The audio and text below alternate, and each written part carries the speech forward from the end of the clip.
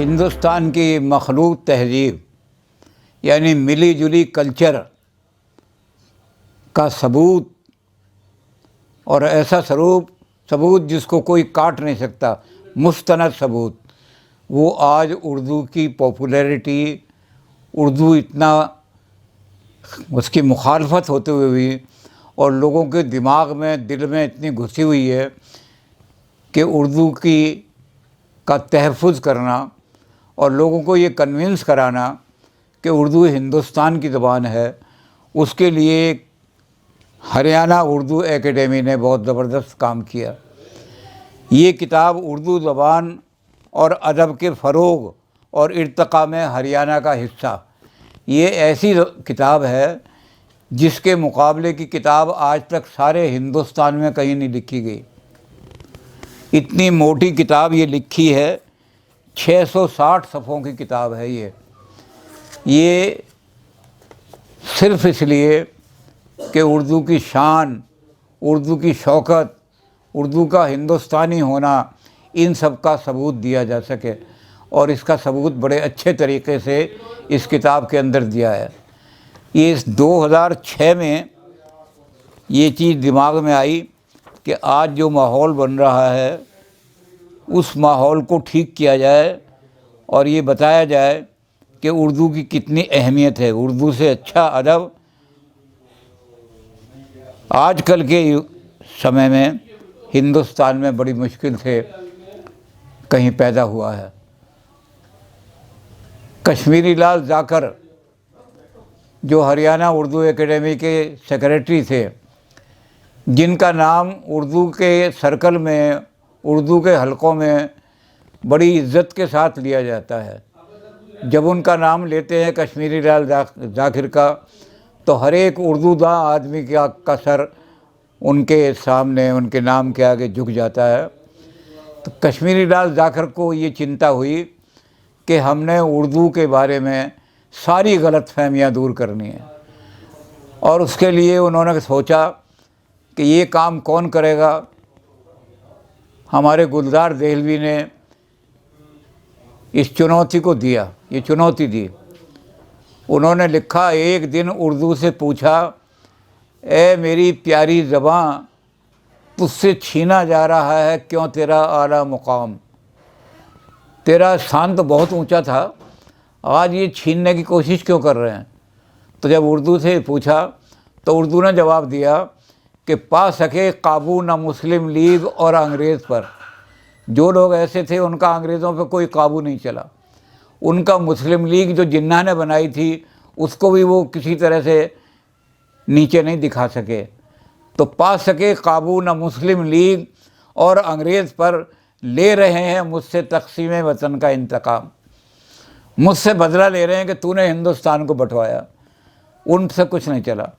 तो इसलिए ये गलतफहमी दूर करनी, तो हमने कहा कि इस काम को आप कीजिए, ये काम वाकई आप ऐसा कर रहे हैं जो हिंदुस्तान की तहज़ीब को बहुत ऊंचा कर देगा, उठा देगा, तमद्दुन को ऊंचा कर देगा। हिंदुस्तान में मुसलमानों से हमने बहुत कुछ लिया, हमसे मुसलमानों ने लिया, उससे एक मखलूत तमद्दुन पैदा हुआ जिसको लोग मानते नहीं कि मखलूत लेकिन हमने साबित करके दिया कि ये मखलूत तमद्दुन जो है, इसमें ऊंचा अदब लिखा गया है। तो इसके लिए कश्मीरी लाल जाकिर साहब जो थे वो सोच रहे थे कि कौन आदमी ऐसा मुनासिब हो सकता है हरियाणा में जो इस काम को करके दिखाए, और इस किताब का नाम भी रखा उर्दू ज़बान और अदब के फ़रोग़ में और इर्तिक़ा में हरियाणा का हिस्सा। हरियाणा ने बहुत कुछ दिया है, इसके लिए उन्हें एक ही आदमी मिला ने दिखाया कि जो इस काम को करने के योग्य है, जो इस काम को करने की अहलियत रखता है, और वो थे जनाब महेंद्र प्रताप चांद साहब। चांद साहब का मुकाम उर्दू में बहुत ऊंचा है।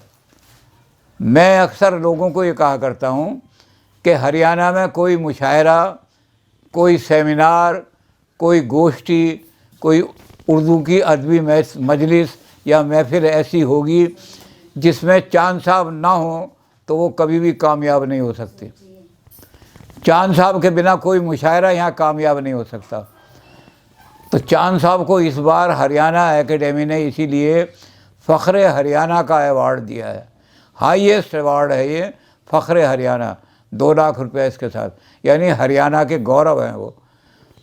तो कश्मीरी लाल जाकर साहब की निगाह फ़ौरन महेंद्र प्रताप हरियाणा के जो फ़ख्र हैं उन पर गई और 2006 में उन्होंने चांद साहब को कहा कि आप इस पर कलम आजमाई कीजिए, सारा रिसर्च का काम भी करना पड़े कीजिए, लोगों को ढूंढिए, उर्दू के शायर, उर्दू के सहाफ़ी यानी अखबार नवीस, सहाफ़ी वो होते हैं जो अखबार निकाल लें, तो उर्दू के जो सहाफ़ी और उर्दू के शायर, उर्दू के नसर निगार, उर्दू के अदीब जितने भी हरियाणा में हुए हैं आज तक, जब से हरियाणा में उर्दू का चलन हुआ है, यानी जो हरियाणा तो अब बना है, लेकिन इस इलाके में जो ये इलाका आज हरियाणा कहा जाता है, इस इलाके में उर्दू का जो चलन हुआ है वो 18वीं शताब्दी से शुरू हुआ है और 18वीं शताब्दी से लेकर अब तक जितने हैं अब मशहूर शायर हुए हैं या जिनका पता लग सकता है, छोटे मोटे शायर भी रहे हों लेकिन उनका कहीं पता लग सकता है, तो आप निकालिए और ये दिखाइए कि हरियाणा ने उर्दू में बहुत ही बड़ा रिच कंट्रीब्यूशन हरियाणा का उर्दू के अंदर रहा है।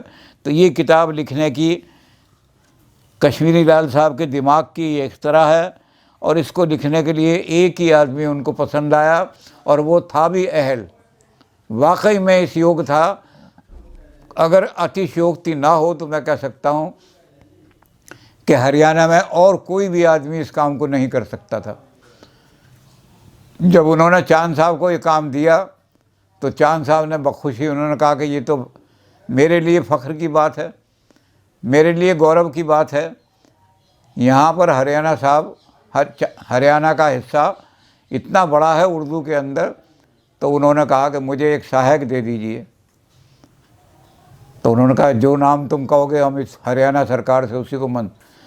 तो उन्होंने कहा कि मेरे एक सहायक हैं जिनकी उर्दू में बड़ी अंदर तक पहुँच है, जिनकी उर्दू में बहुत ज़्यादा रुचि भी है और वो उर्दू को बहुत अच्छी तरह से उन्होंने अध्ययन किया है, पढ़ा है उर्दू अदब को, वो मुझे दे दीजिए। और यहाँ कुरुक्षेत्र के अंदर उर्दू का चलन चलाने वाले सबसे पहले इस यूनिवर्सिटी के अंदर हम 3-4 आदमी थे जिन्होंने यहाँ बज़्म सुखन बना करके और उर्दू को ज़िंदा करने की कोशिश की। बड़े बड़े अदीब हमारे बज़्म सुखन से जुड़ गए और ऐसे लोग जो ख़ुद तो नहीं सुखन लिखने वाले थे लेकिन अदब परस्तों की बड़ी इज्जत करते थे।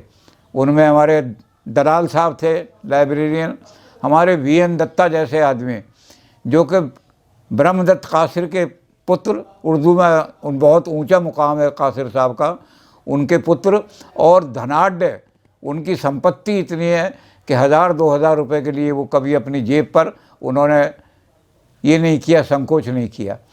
अदब की परस्ती उन्होंने बहुत ज़्यादा की। तो यहाँ ये बज़्म सुखन हमने बनाई। उस बज़्म सुखन के जो रूहे रवां यानी उसकी आत्मा को चलाने वाले वो महेंद्र प्रताप चांद थे। चांद साहब ने बज़्म सुखन को ज़िंदा रखा, ज़िंदा ही नहीं बल्कि उन्होंने सारे हरियाणा और पंजाब में, जिस समय पंजाब का हिस्सा था हरियाणा, उस समय सारे पंजाब में और हरियाणा में बज़्म सुखन का नाम डंका बजा दिया उन्होंने। बड़े बड़े हिंदुस्तान के और पाकिस्तान के अदीब हमने यहाँ बुलाए।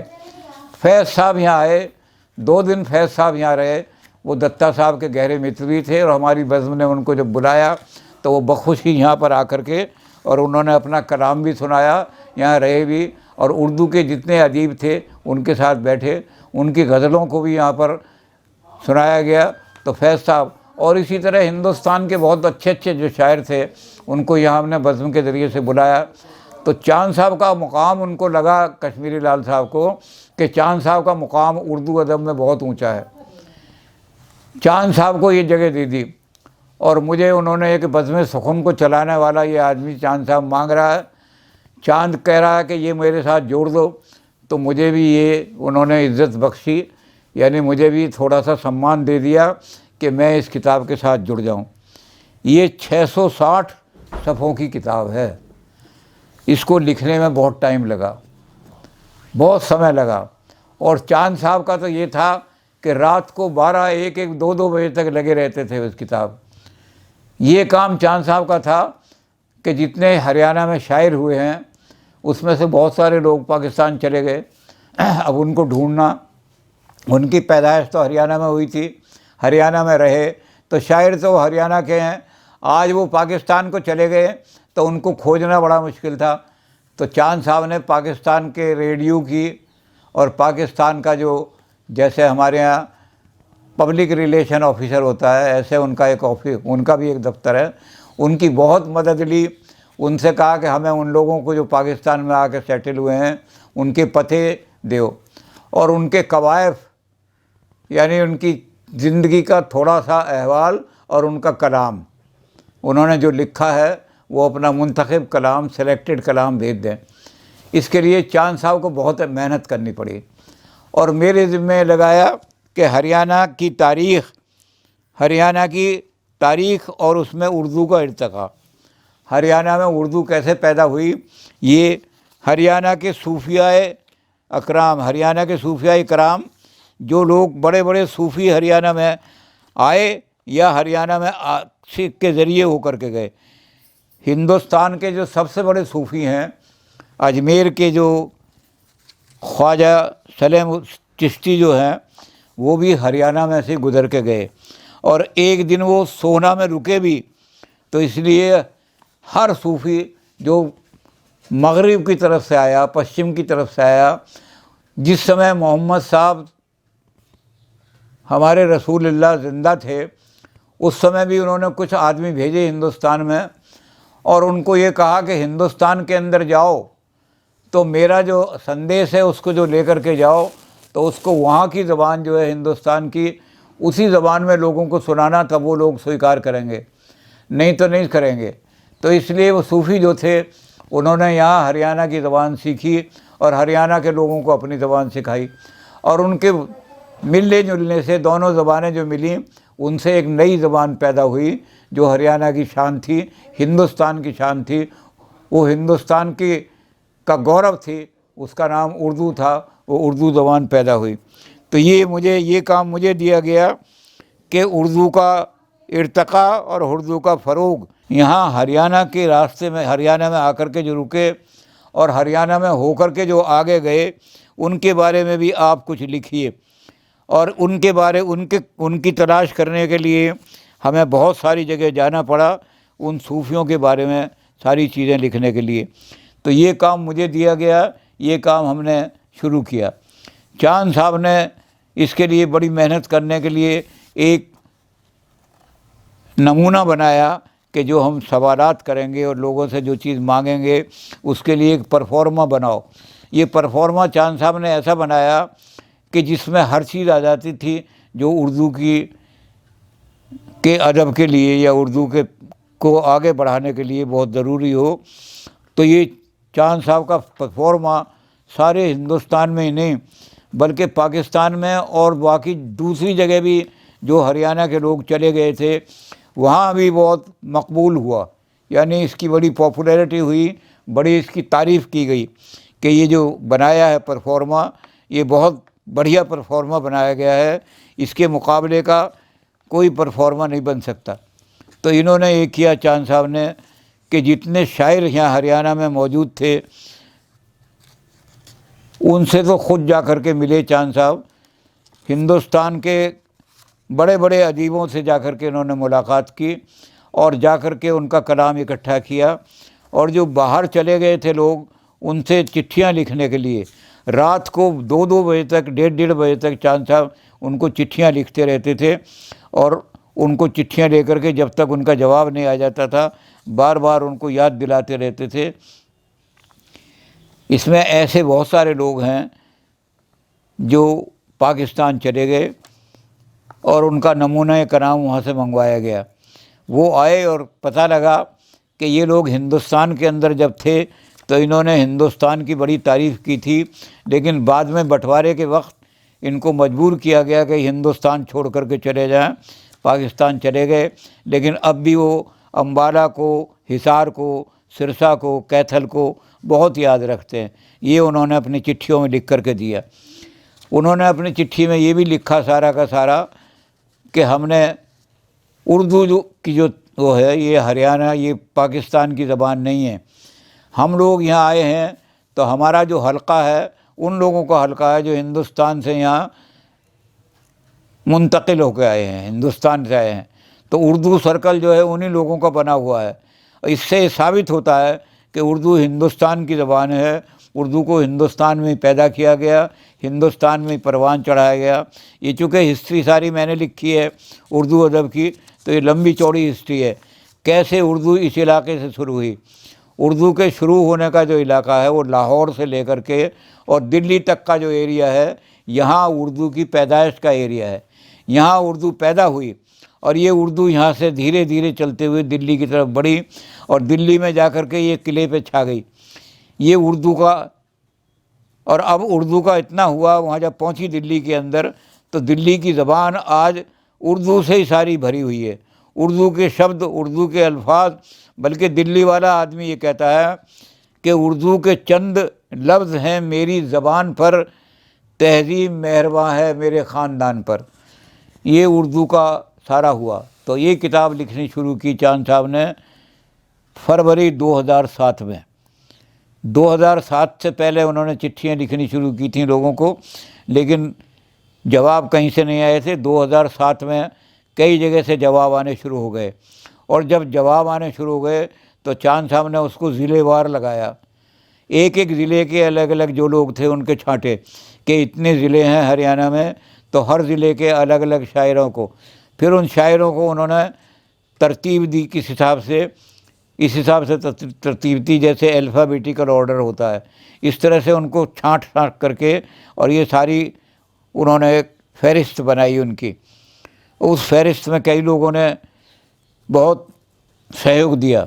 इनमें राना गन्नौरी साहब जो हैं वो भी बहुत ऊंचे शायर हैं, बहुत ऊंचा मकाम है उनका, राना गन्नौरी का।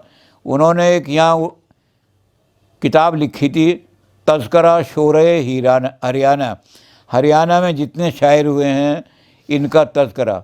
उसमें हरियाणा के ऐसे लोग भी लिए थे उन्होंने जो हिंदी के शायर थे, लेकिन उन पर उर्दू का बड़ा असर था, उनकी भाषा में उर्दू बहुत मिली हुई थी।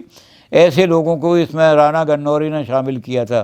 तो बहुत सारे शायरों के नाम तो उस किताब में से मिल गए थे। उन्हीं से चांद साहब ने ये उनके साथ ख़त किताबत करनी शुरू की और उनको बार बार चिट्ठियाँ लिख करके उनको रिमाइंड भी कराया कि ये मैं एक ऐसी चीज़ तैयार कर रहा हूँ जो अदब की एनसाइक्लोपीडिया बन जाएगी, जो उर्दू की एनसाइक्लोपीडिया बन जाएगी। जितनी बड़ी एनसाइक्लोपीडिया किसी ने आज तक तैयार नहीं की, ऐसी मैं काम तैयार कर रहा हूँ कि जिसमें कोई भी शायर और कोई भी अदीब छूटेगा नहीं। जितने भी अदीब और शायर हैं सबका कलाम भी आ जाएगा। इसलिए लोगों ने इसकी बड़ी सराहना की, इतनी सराहना की कि पूरी जिस सराहना की जो चिट्ठियाँ आई हैं उन्हीं को अगर छापा जाए तो एक किताब बन जाएगी। हर जगह वाह वाह वाह वाह वाह वाह, बहुत ऊंचा काम कर रहे हैं, इतना ऊंचा काम कर रहे हैं कि हम आपके सामने नज़रें नहीं उठा सकते, इतना ज़बरदस्त काम कर रहे हैं। तो ये चांद साहब ने बहुत ज़बरदस्त काम करना शुरू किया। 2007 में उन्होंने काम शुरू किया और 2-3 साल लगा दिए इसमें काम को सारा इकट्ठा करने में। उसके बाद लिखने में भी टाइम लगता है। तो इस किताब के अंदर उन्होंने कोई ऐसा आदमी छोड़ा नहीं जिसका इसमें कलाम ना आया हो। कोई आदमी शिकायत भी नहीं कर सकता कि मैं शायर था हरियाणा का या मेरे दादा शायर थे किसी ज़माने में और उनका नाम छूट गया है। क्योंकि जहाँ जिस आदमी का जहाँ से एड्रेस मिला, उनके ख़ानदान, उनके बच्चे, उनके पोते, उनको हर एक को चिट्ठी लिख लिख करके किया कि आप अपने दादा बहुत बड़े शायर थे, उनका कलाम जो आपके पास हो आप हमें भेजिए। तो उन लोगों ने कलाम भेजा। किसी ने इसमें ये मना नहीं किया कि हमारे पास कलाम नहीं है। जिसको भी चिट्ठी गई उसने कुछ ना कुछ कलाम ज़रूर भेजा, चाहे वो ज़िंदा हो या ना हो, उनके घर वालों ने भेजा। और इस तरह से चांद साहब ने एक एक व्यक्ति को, जिन व्यक्तियों के कलाम नहीं मिल सके उनका भी आखिर में इस किताब में लिख दिया कि कुछ आदमी ऐसे थे जिनको हमने कोशिश की उनका कलाम खोजने की, लेकिन वो स्वर्ग चले गए हैं, जन्नत नशीन हो गए हैं, और उनके घर वालों के पास कोई कलाम बाकी नहीं था। लेकिन उनका कलाम बहुत ऊंचा था, लेकिन हम उनके नाम ज़रूर देंगे क्योंकि उन्होंने कुछ लिखा था। तो उन लोगों के नाम भी इस किताब में दिए हुए हैं, जिनका थोड़े से लोग हैं ऐसे बहुत कि उनका कलाम मिल नहीं सका, लेकिन उनका नाम था, कहीं किसी किताब से, किसी अखबार से वो नाम मिल गया था। उन लोगों का भी नाम इस किताब के अंदर शामिल किया गया। इसी तरह से हरियाणा में सबसे पहला जो अखबार निकला वो हरियाणा में निकला। हरियाणा के लोगों ने सबसे पहला उर्दू का अखबार निकाला, और इसलिए उस ज़माने के अखबार को खोजना बड़ा दिक्कत पड़ गई, क्योंकि पुराने ज़माने के अखबार कहाँ मिले। फिर ढूंढ ढांड करके वो अखबार भी लाए, और उस अखबार में देखा कि वो अखबार निकालते थे, कैसे निकालते थे, कितनी मुश्किल, वो अखबार क्यों बंद हुआ, ये भी सारे इन्होंने इसके बारे में लिखा, पूरी तारीख लिखी। एक एक आदमी का है कि विकार साहब जो थे बहुत ऊंचे यहाँ के शायर थे। 1892 के इनकी पैदाइश है, बहुत पुराने आदमी थे, अम्बाला के रहने वाले थे। विकार अम्बालवी के नाम से ही लिखते थे, अम्बाला का नाम लेते हुए उनको बड़ा। तो 1892 में उनकी पैदाइश है। उसका भी उनके घर वालों से कलाम लेकर के आए चांद साहब, और उस कलाम को इन्होंने छापा। बढ़ो बहादुरो बढ़ो, इल्म वतन का खोल कर, करो मुकाबला उर्दू का तेग तोल तोल कर। देशभक्ति का है, बहादुरो बढ़ो, अपने हाथ में झंडा ले लो देश का, और देश का झंडा उसे खोल करके बढ़ो, झंडा बंद नहीं होने चाहिए। बढ़ो बहादुरो बढ़ो, अलम वतन का खोल कर, करो मुकाबला उर्दू का, उर्दू माने दुश्मन का, तेग तोल तोल कर, तलवार निकाल लो, और ये तलवार अंदर ना जाने पाए जब तक एक भी दुश्मन बाकी है। वतन की आन तुमसे है, वतन की शान हो तुम्ही, वतन की लाज तुमसे है, वतन का मान हो तुम्ही। अब बहुत सारे आदमी कहते हैं कि ये उर्दू वाले आदमी मुल्क के देश के बारे में नहीं लिखते थे, ये दूसरे मुल्कों में। लेकिन कासिम साहब मुसलमान थे, इनका असली नाम, विकार साहब जो थे मुसलमान थे, इनका असली नाम नाजिम अली था। लेकिन ये फिर भी देशभक्ति का इतना बड़ा कलाम लिख रहे हैं, इससे लगता है कि उर्दू हिंदुस्तान के हर आदमी की ज़बान थी, चाहे वो हिंदू हो चाहे वो मुसलमान हो। हिंदुओं ने इसमें बहुत उर्दू के अंदर अपना जितना भी ये बड़ा बहुत कुछ दिया है उर्दू को। अब ये नंद किशोर साहब जो हैं, ये रावलपिंडी पंजाब के रहने वाले थे, और अब आकर के ये यहाँ हरियाणा में सेटल हो गए थे। ये भी अम्बाला में रहे, इन्होंने अम्बाला की सकूनत अख्तियार की, और अम्बाला में ही इनको नौकरी दी गई। ये यहाँ आकर के इन्होंने बहुत ऊंचा कलाम लिखा है। इनका कलाम जो है विक्रम साहब, इनका नाम असली नाम नंद किशोर दत्त था, लेकिन अपना शायरी नाम ये विक्रम करते थे। तो कहानियाँ लिखने वाले भी आदमी थे। उसमें अंतिम प्रवचन हैं, ये कहानी का नाम है, और लिखने वाले कहानी के बहुत बड़े विद्वान हैं। ये उर्दू के जाने पहचाने ऐसे आदमी हैं जिनका नाम बहुत ऊँचा है। ये भी अम्बाला के हैं। तो अम्बाला के शायरों का मैं तज़किरा पढ़ रहा था। अब ये भिवानी के ज़िले के इन्होंने बहुत सारे, क्योंकि ज़िलेवार इन्होंने चांद साहब ने बनाया, उसमें बड़ी मेहनत करनी पड़ी। तो ऐसे ये भिवानी के ज़िले के एक आदमी हैं, ये भी पुराने आदमी हैं। 1885 में इनकी पैदाइश है, और ये भी मुसलमान हैं, लेकिन हिंदुस्तान के से इनका बहुत प्रेम है। एक नाम सा जहाँ में आने का कर गए, दिन कैसे जल्द उम्र के अपने गुजर गए। दुनिया कहे उसे कि कहीं कारवां सराय, आए जो शाम सुबह को वो कूच कर गए। बाकी ये कौन सोज़े मोहब्बत से आशना, गिनती के दिल जले थे वो अफसोस मर गए। समझो ना हमको बैठे हैं बेजार जीत से, समझो कि ज़िंदगी में जहाँ से गुजर गए। ये मुसलमान शायर हैं, इनका नाम आदम साहब है। ये भिवानी ज़िले में के रहने वाले 1885 के पुराने आदमी हैं, और उस ज़माने के का कलाम भी चांद साहब ढूंढ करके लाए हैं। इन्होंने गज़ल के साथ साथ मसनवी लिखी है। मसनवी ने एक कहानी शायरी में कहानी जो लिखी जाती है उसको मसनवी कहते हैं। तो ये मसनवी जो है ये भी अकबर आज़म जब हिंदुस्तान के जिनको अकबर द ग्रेट कहा जाता है, वो मरने की शैया पर पड़े हुए थे, तो अपने बेटे को उन्होंने बुलाया जहांगीर को, और जहांगीर को वसीयत के रूप में उन्होंने एक नज़म लिखी, एक कहानी लिखी, मसनवी लिखी, उसका नाम है गुलजार आज़म। ये गुलजार आज़म बड़ी अच्छी मसनवी है और बड़ी वसीयत है।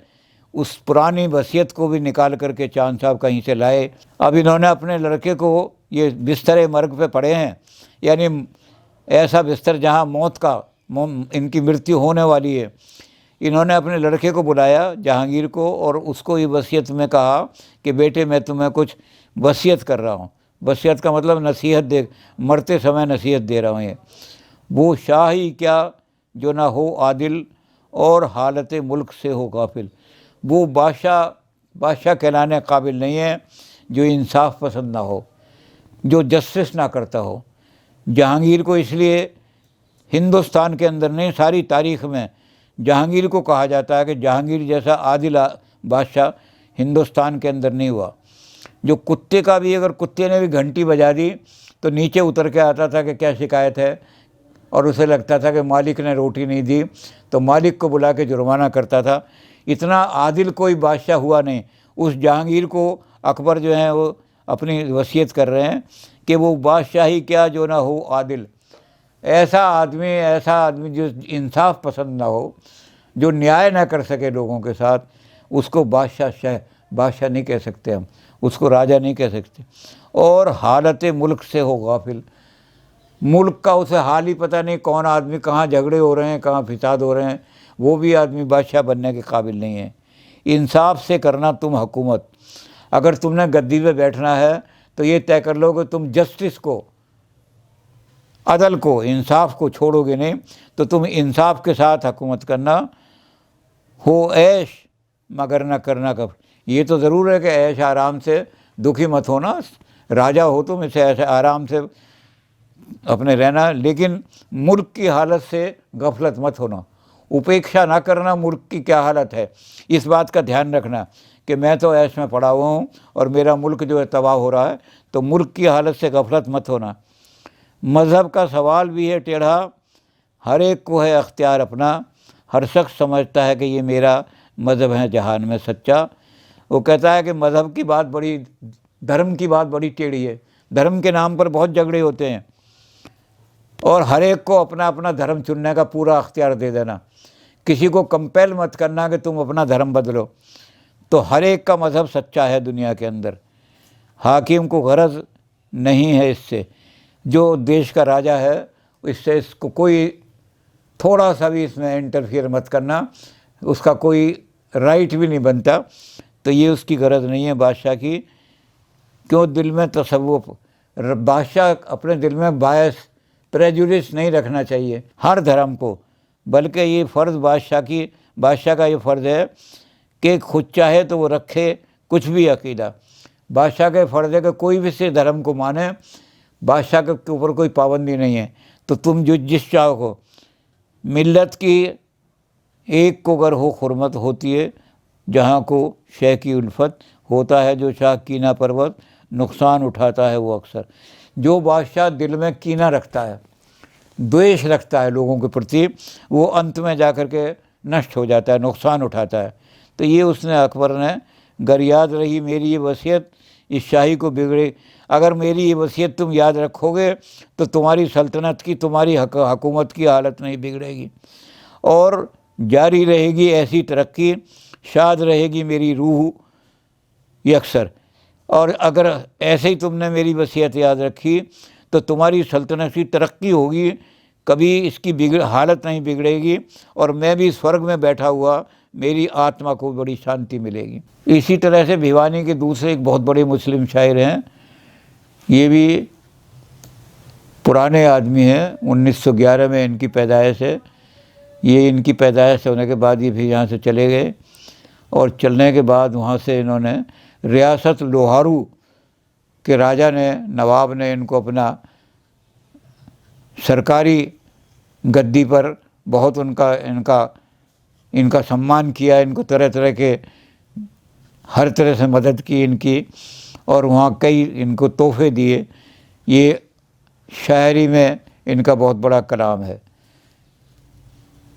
ये मज़मून ये अजदाद की दास्तां बराए अजीज़ा हुई है बयां। कहते हैं हमारे जो बाप दादा हैं उनके अंदर क्या क्या गुण थे, उनके अंदर क्या क्या अच्छाइयाँ थीं, उनको मैं बयान करने जा रहा हूँ। और ये जो अजीज़ लोग हैं, ये अजीज़ लोगों के काम आएंगी जो यहाँ पर मैं लिख रहा हूँ। जो बातें महबूब से सीना रहीं, अजीज़ों से मखफ़ खज़ीना रहीं, यही मसलहत है बेज़ेर नज़र के अहवाल असलफ़ की हो ख़बर। अब कहते हैं मैं ये सोच रहा हूँ कि हमारी जो अजीज़ लोग हैं, छोटी पीढ़ी है, वो इन पीढ़ियों से वंचित ना रह जाए कि हमारे पुराने लोगों को क्या क्या। तो इसलिए अब मैं पहले कर रहा हूँ कि असलाफ़ यानी अच्छे मैनर्स, गुड मैनर्स, उनकी मैं यहाँ पर अहवाल दे रहा हूँ कि ये बातें तो अगर तुम पालन करोगे तो तुम्हारे गुड मैनर्स होंगे, नहीं तो बैड मैनर। रुख वक्त से उठ रहा है नकाम, गुज़िश्ता ज़माना हुआ बेहिजाब।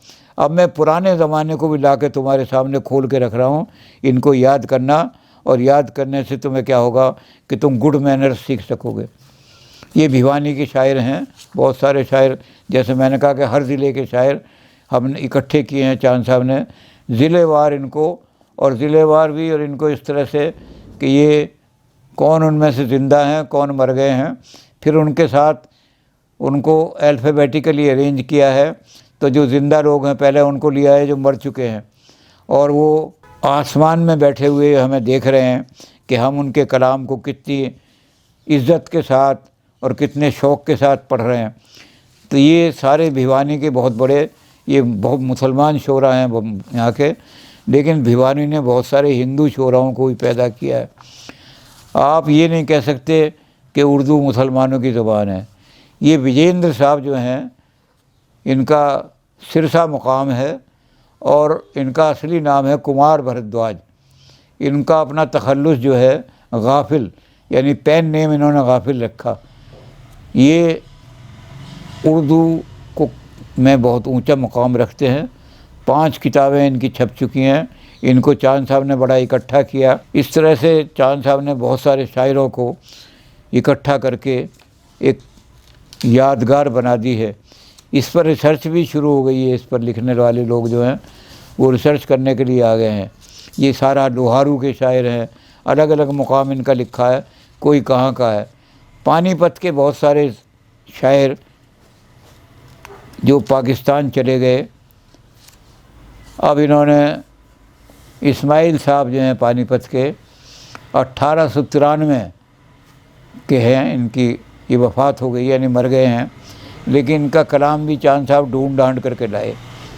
इन्होंने कम से कम उर्दू के हर शोबे पर, यानी शायरी हो या नसर हो, प्रोज़ हो, चाहे कहानी हो, चाहे नावल हो, हर, और चाहे सहाफ़ी हो, यानी अखबार भी एक निकाला। इन्होंने इस तरह से 100 किताबें उर्दू पर लिखी हैं। चांद साहब इनको ढूंढ करके लाए। ये विक्टोरिया मेमोरियल लाइब्रेरी में इनकी किताबें बहुत सारी रखी हुई हैं। कुछ किताबें इनकी हाल ही के कुतुब खाने में भी रखी हुई हैं। इसी तरह से पानीपत में हिंदुओं ने भी बहुत योगदान दिया है। एक जनाब सत्यपाल साहब हैं, ये जांबाज का खिताब करते हैं। 1934 में इनकी पैदाइश हुई। ये वैसे शेखुपुरा पंजाब से आए थे, लेकिन पानीपत में इनको ज़मीन मिली। गाहे गाहे वो चले आते हैं दीवाने के पास, जैसे आती हैं बहारें चल के वीराने के पास। एक तुम भी हो, एक हम भी हैं, तस्वीर के दोनों रुख देखो, खुशियाँ हैं अगर तो गम भी हैं तस्वीर के। कहते एक तुम भी हो, एक हम भी हैं, तस्वीर के दोनों पक्ष देखने चाहिए। अगर एक तरफ खुशियाँ दिखाई दे रही हैं तो दूसरी तरफ आपको गम ही गम देखने के लिए मिलेगा। ये जौहर पानीपती उर्दू, ये हिंदू हैं, जगदीश चंद्र इनका नाम है। 1924 में ये पैदा हुए पानीपत के अंदर। इनका पानीपत में बहुत ऊंचा मुकाम है, इनका कलाम भी बहुत ऊंचा है। ये सारी चीज़ें इकट्ठी की हैं। ये पानी हाली जो हैं वो तो दुनिया के अंदर हाली से ऊंचा शायर कोई नहीं उर्दू में मिलेगा। इन्होंने गालिब के शायर थे, तो ये हाली के ख़ानदान का नक्शा भी इकट्ठा करके चांद साहब लाए कि हाली यहाँ कब किस ज़माने में, जब हज़रत मोहम्मद साहब ज़िंदा थे उस ज़माने में इनके ख़ानदान के लोग, इनके दादा परदादा हिंदुस्तान आए, आकर के उन्होंने वो पैगाम दिया कि हज़रत मोहम्मद साहब का पैगाम लेके आए हैं, और पानीपत में सेटाइल हुए। और इसके बाद उन्हीं के ख़ानदान में इतनी पीढ़ियाँ गुजरने के बाद, ये पीढ़ियाँ गुजर गई हैं, उसके बाद हाली साहब पैदा हुए, ये हाली का ख़ानदान। हाली का मुकाम तो बहुत ऊंचा है, हर एक आदमी जो उर्दू से थोड़ा सा भी वाकिफ़ है वो अल्ताफ़ हुसैन हाली को जानता है कि हाली ने कितना ऊंचा मुकाम हिंदुस्तान के अंदर पाया है। एक हाली की गज़ल, उसके कुछ अशार आपके सामने पेश कर रहा हूँ।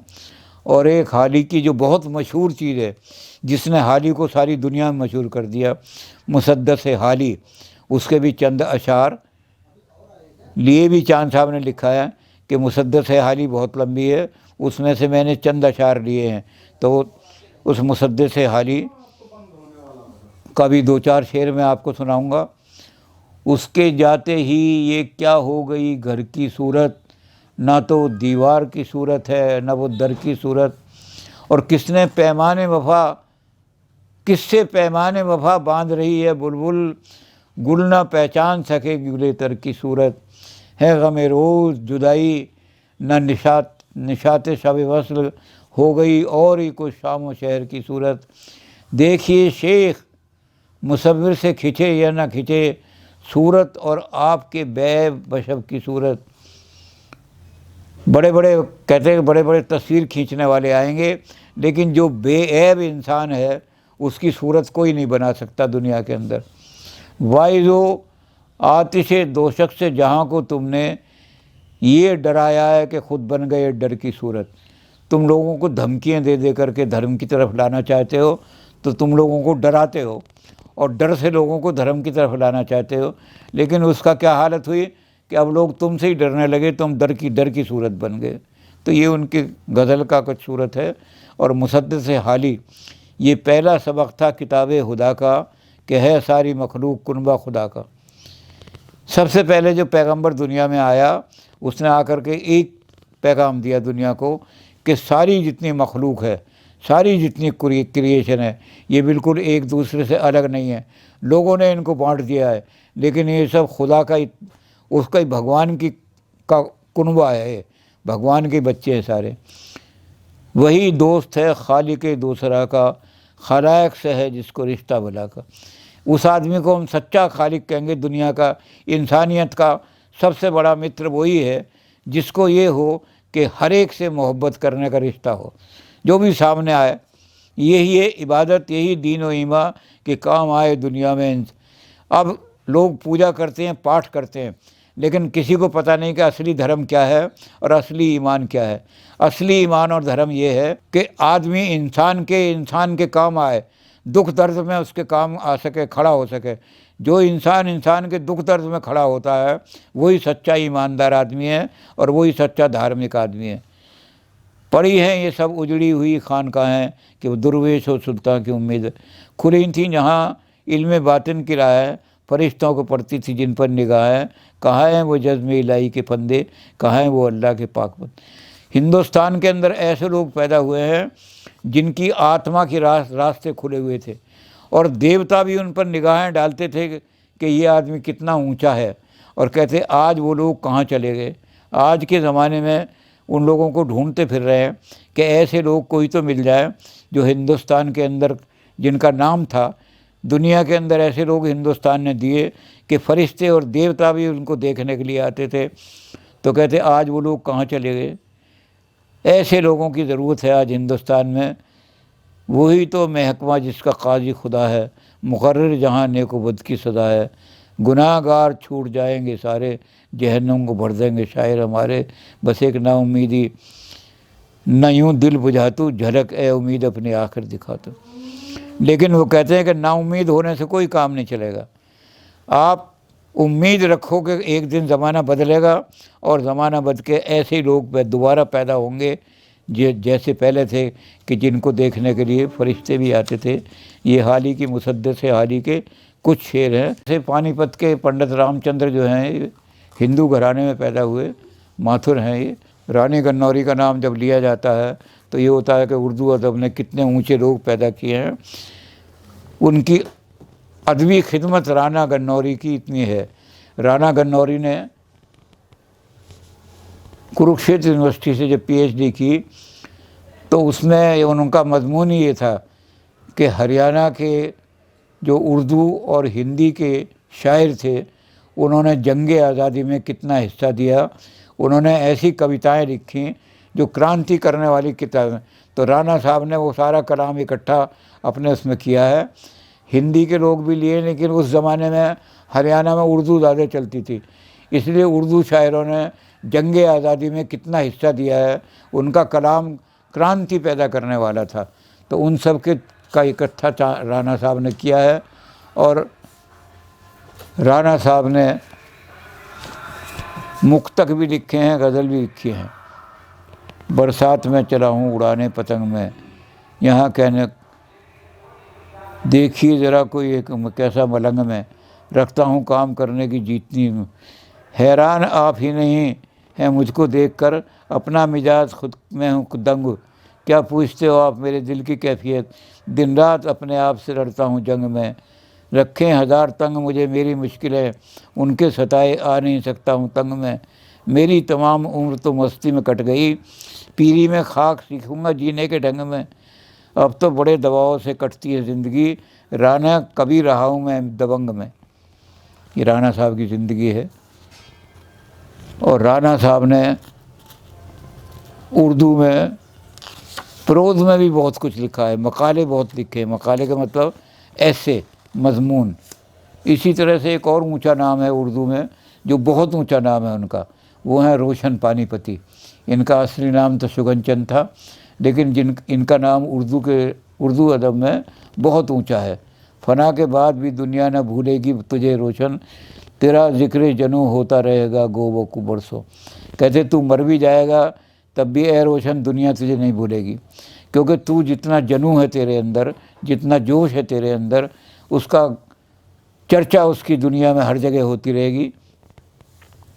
अब हालांकि ये ज़िंदा नहीं है, इनका कलाम इकट्ठा करने में बहुत बड़े आदमी ने, पानीपत के बहुत बड़े आदमी कुमार पानीपती ने बहुत कुछ इनके बारे में कलाम इकट्ठा करने में मदद की है।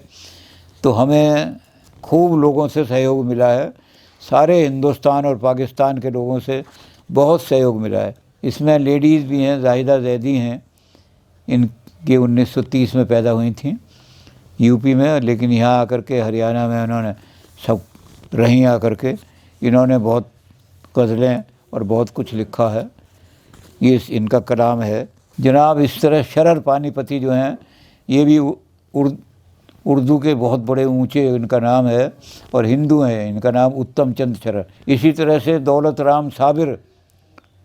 अब ये साबिर लोग ऐसे थे जो हिंदी और संस्कृत भी जानते थे बहुत ज़्यादा, और उर्दू के तो ये गौहर माने जाते हैं, यानी उर्दू का तो हीरा थे ये साबिर पानीपती साहब। ये क्यों सोचें कि वो दादे वफा देते तो क्या होता, जो रोने पर भी पाबंदी लगा देते तो क्या होता। लगा रखी है दिल में आग उनकी बेनियाजी ने, न जाने वो जो दामन से हवा देते तो क्या होता। जो इस ख्वाबीदा फितने को जगा देते तो क्या होता। दिलो जाँ उनकी नज़रों में नहीं जचते क़यामत है, ये बेमानी सी बातें हैं, ये क्या देते तो क्या होता। अब ज़िला पानीपत ने बहुत लोग दिए। ज़िला पंचकुला के शायर भी कोई कम नहीं है, हालांकि पंचकुला नया ज़िला बना है, लेकिन यहाँ ऐसे लोग हैं क्योंकि जो ये उसके चंडीगढ़ के पास जाके बसे हैं लोग, वो बहुत ऊंचे दर्जे के लोग थे जो वहाँ जाके बसे। इसमें सरदार अंजुम साहब जो हैं, उनको तो आदमी उनका नाम लेते ही हिंदुस्तान के अंदर कहीं भी सरदार अंजुम का नाम लो तो लोगों का उर्दू थोड़ा सा भी पढ़ा हुआ है उसका सर इनके सामने झुक जाएगा। तो इतने ऊंचे आदमी ये पंचकुला में हैं। इसी तरह से त्रिलोकीनाथ, इसी तरह से सुरेंद्र पंडित हैं। अब इन सुरेंद्र पंडित को हम देखते हैं कि जब इनको कोई सुनता है, सुनने के लिए बैठता है तो ऐसा झूमने लगता है कि उसको ये भी होश नहीं रहता कि मैं शेर सुन रहा हूँ या कहाँ बैठा हुआ हूँ। तो ये लोग भी पंचकुला में बसे हुए हैं इन्होंने, और ये उर्दू सारे जितने ये सब हिंदू हैं पंचकुला में जो आके बसे हैं, शांति स्वरूप शान ये हिंदू हैं, केदारनाथ शर्मा ये भी हिंदू हैं। तो ये लोग वो हैं, बलदेव सिंह सोधी आजिज साहब जलंधर से यहाँ आकर के बसे हैं। और नरेश साहब का तो मुकाम ही बहुत ऊंचा है। नरेश साहब तो उर्दू में, फ़ारसी में, हिंदी में, हर एक ज़बान में लिखते हैं। लेकिन ये भी जब रिटायर हुए, हरियाणा गवर्नमेंट के बहुत ऊंचे पद पे थे, जब ये रिटायर हुए तो उन्होंने पंचकुला में अपनी कोठी बना ली। इसी तरह से सरदारी लाल भवन, ये सारे अफसर लोग थे, यानी अफसर क्या, यूनिवर्सिटी में भी बड़ी बड़ी पदों पर थे। लेकिन चूँकि पंचकुला नया बस रहा था और बड़ा अच्छी जगह थी, इसलिए ये लोग पंचकुला में जाकर के बस गए। तो ये पंचकुला में एक और आदमी ऐसे बैठे हैं जिनको इस बार बड़ा ऊंचा अवार्ड मिला है, वो हैं बीडी कालिया हमदम। ये भी पंचकुला में जाके बैठ गए हैं। हालांकि ये अमृतसर के रहने वाले थे, लेकिन इन्होंने अपना मुकाम पंचकुला में ले लिया है, क्योंकि ये बहुत बड़े एडिशनल डायरेक्टर थे पंचायत के महत्व में। तो जैसे मैंने कहा कि जो डायरेक्टर लोग ऊंचे ऊंचे गवर्नमेंट के लोग हैं वो पंचकुला में आकर सेटल हुए हैं। अब झज्जर जो है ये भी ज़िला बना है, झज्जर के अंदर भी बड़े शायर पैदा हुए हैं। जनाब अरमान साहब हैं, ये भी हिंदू हैं और प्रीतम लाल इनका असली नाम है। मुगलिया ज़माने के बहुत पुराने आदमी जो दिल्ली में जाकर, दिल्ली से यहाँ हरियाणा में आ गए थे, ये बहुत पुराने आदमी हैं। 1818 ईस्वी के हैं, झज्जर में आके बस गए थे। और नवाब साहब झज्जर ने इनको बहुत ही इनकी सहायता की और इनको हर तरह की मदद की। जिन्हें ना आशना और तुम उदू को आशना समझे, अरे ओ ज़ालिमों बस सब्र है तुमसे खुदा समझे। अब वो कह रहे हैं कि जो जिस आदमी को तुम जानते भी नहीं थे, ऐसे आदमी जो हैं हम तुम्हारे साथ इतना प्यार करते हैं, हमें तो तुमने नाआशना कह दिया कि तुझे मैं जानता ही नहीं। और उदू जो है दुश्मन, उससे तुमने जाके दोस्ती कर ली। तो ए जालिम सब्र से करो, तुम्हें इसका नतीजा मिलेगा। जो दुश्मन को तुम दोस्त समझ के गए हो वो तुम्हें कितना नुकसान पहुंचाएगा। और हमें तुम छोड़ करके चले गए हो, हमें नाआशना और तुम उदू को आशना समझे। दुश्मन को तुम अपना समझ रहे हो, तो इसलिए मज़ा कहने का जब है तुम कहो और दूसरा समझे, मगर उनकी ज़बान वो आप समझे या खुदा। ज़बान मीर समझे और कलाम मीर्ज़ा समझे, मगर उनका ये कहा ये आप समझे या खुदा समझे। ये आगा जान साहब मुगलिया ज़माने के शायर हैं, मुग़लों के ज़माने के, इसलिए पुरानी शायरी लिखते हैं पुराने ज़माने की। इनका कलाम भी इनके ख़ानदान के, इनके पोते वगैरह जो थे, इनके बेटे वगैरह, उनसे ढूंढ ढांड करके लाए हैं। ये भी जींद के रहने वाले हैं, ज़िला जींद में बहुत सारे शायर हैं। इनमें भी ज़्यादातर हिंदू ही शायर हैं और बहुत ऊंचा कलाम लिखते हैं। ये बाल किशन बेताब हैं, इनका कलाम बहुत ऊंचा है, जींद के रहने वाले हैं।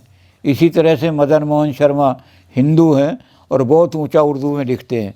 नमूदे सुबह देते हैं, तुलुए शाम देते हैं, तेरे जलवे तेरा पैगाम हमको आम देते हैं।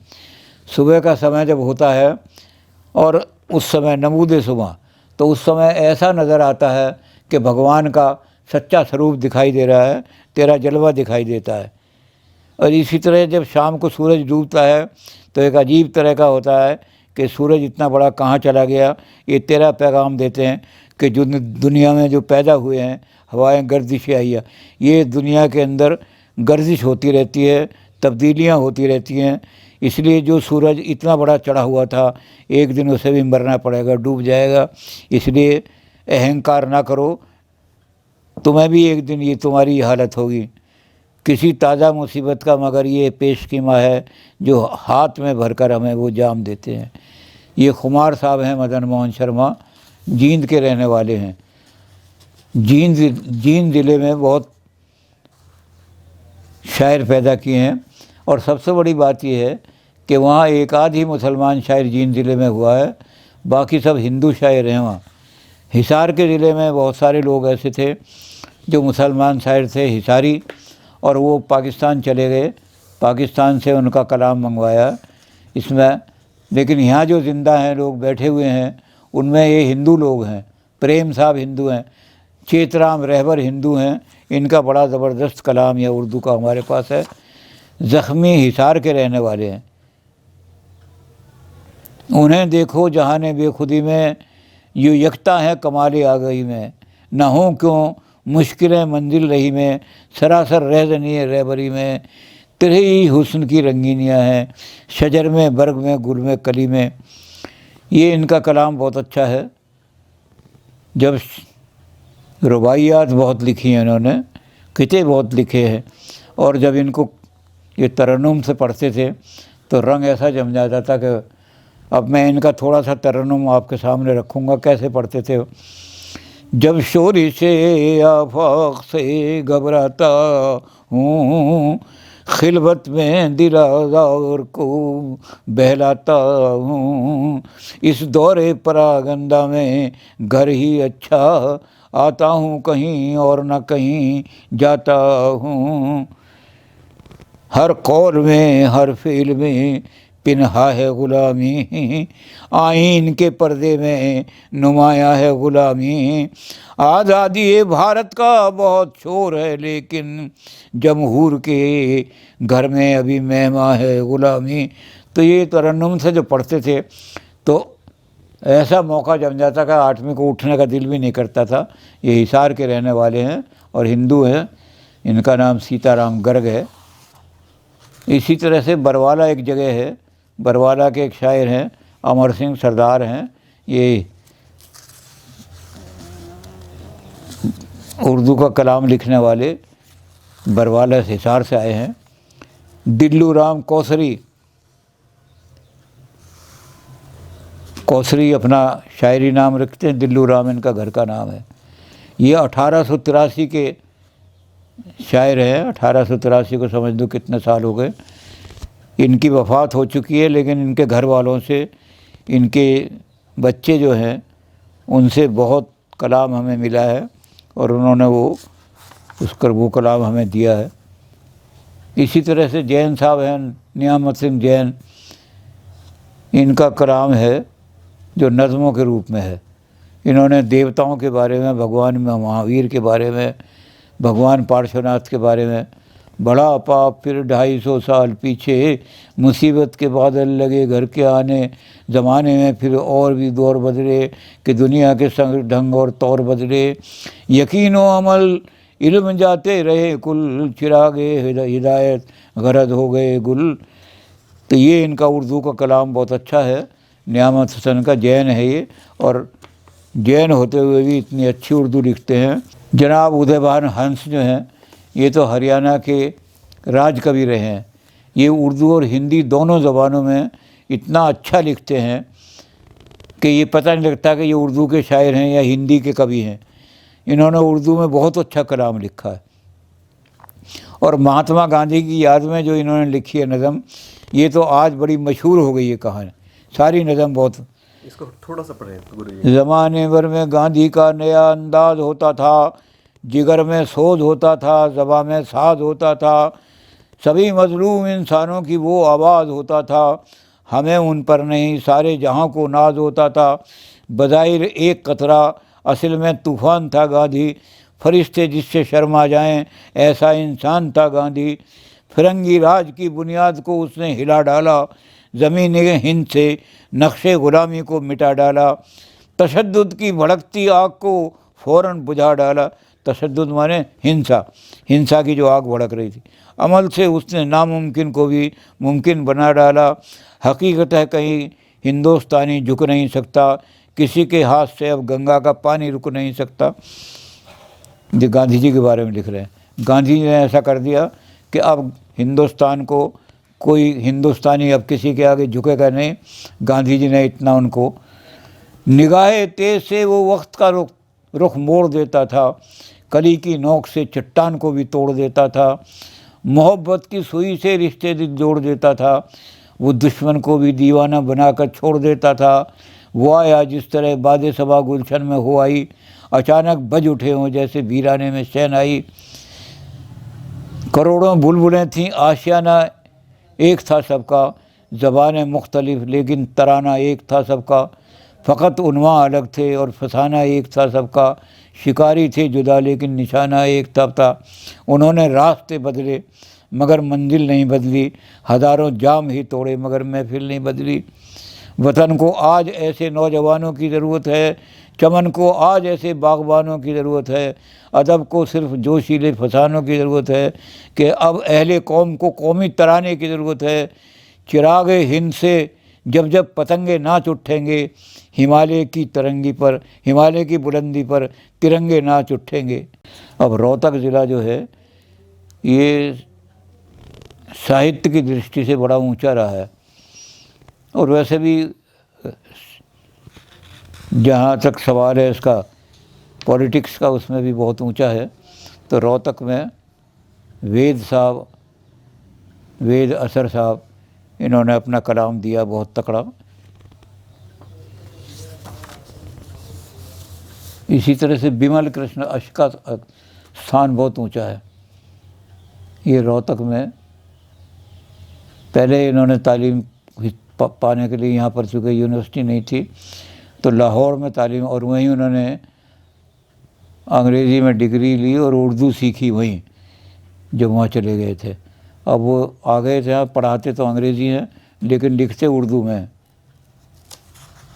जवाब आता भी क्या क्या कहाँ कब, तीन ही नज़्मों की हैं गिरह खोलना, सब में कुछ था क्या था किस जानिब था कब था ये जानना। जब नज़र कहती थी वो है समत फंदा फेंकती, जब तान्नुम समत का दो पाँव करते थे लम्हात।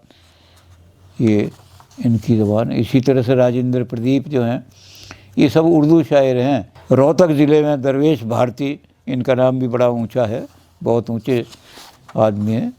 और शाद रोहत की, इनका नाम मुकंदलाल गुप्ता रहा है, बाबू बाल मुकंद। इनके नाम से जो बड़े बड़े सहाफ़ी हैं उनको बाल मुकंद का, जैसे हमारे यहाँ एक ही आदमी को मिला है धर्मपाल, इनको ममगई साहब को मिला बाल मुकंद का एवार्ड, बाल मुकंद एवार्ड इनको मिला है।